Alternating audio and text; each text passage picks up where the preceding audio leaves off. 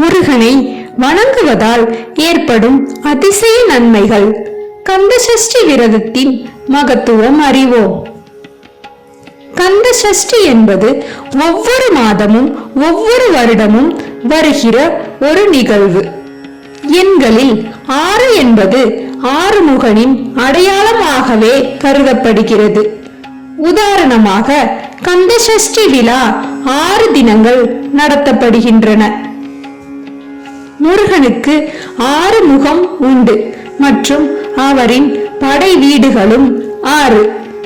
அவருக்கு மிகவும் வலிமை வாய்ந்த 6 எழுத்துக்கள் ச ர ப ந ப வ என்கிற 6 மந்திர எழுத்துக்கள் சொந்தமாய் உள்ளது. மிகவும் முக்கியமாக நம்முடைய 6ஆம் அறிவின் அதிபதியாக விளங்குபவரும் அவரே. நம்முடைய இந்து வேத மரபில் முருகனை வழிபடுவதால் ஏற்படும் பலன்கள் தொகுத்துரைக்கப்பட்டுள்ளன. ஆனால் அவரை வழிபடுவதிலும் அவருக்கான வழிபாடுகள் விரதங்களை கடைபிடிப்பதிலும் நேர்மையான மற்றும் முழுமையான அர்ப்பணிப்பு உணர்வும் இருக்குமாயின் இந்த பலன்கள் நாம் பெறுவது நிச்சயம் என்கின்றன சாஸ்திரங்கள். குறிப்பாக கந்த சஷ்டி விரதம் இருந்து வழிபடுபவர்கள் பக்தர்கள் வேண்டும் வரங்களை மனதார வழங்குகிறான் கந்தன் என்பது நம்பிக்கை. கந்த சஷ்டியில் விரதம் இருந்தால் திருமண தடை ஏதும் இருப்பின் நிச்சயம் விலகும். மேலும் தொழில், வாழ்க்கையில் மற்றும் உறவுகளில் ஒருவர் மீது கொண்டுள்ள நம்பிக்கையில் ஏதும் பிளவு ஏற்பட்டால் கந்த சஷ்டி விரதம் இருந்தால் அவர்களின் உறவு மேம்படும். மேலும் கந்த சஷ்டியின் 2ஆம், 3ஆம் மற்றும் 4ஆம் நாளில் விரதம் இருந்து வணங்கினால் உங்களுக்கு ஏற்படும் ஆரோக்கிய கோளாறுகள் விலகும்.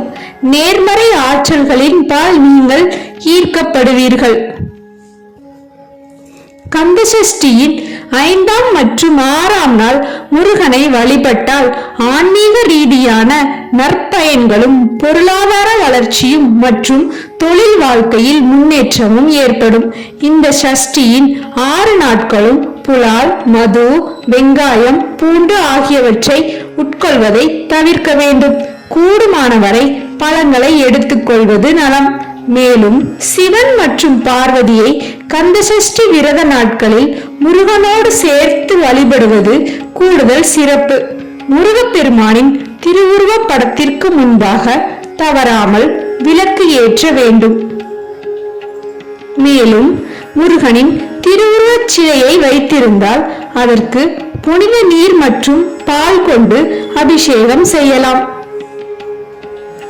பின் திருவுருவச் சிலைக்கு புத்தாடை அணிவித்து அலங்கரிக்கலாம். தவறாமல் கந்த சஷ்டி கவசத்தை பாராயணம் செய்து உங்கள் குறைகளை முருகனின் மனமுருகி சொல்ல அனைத்தும் சுபமாய் நிகழும். கந்தனின் அருளால்.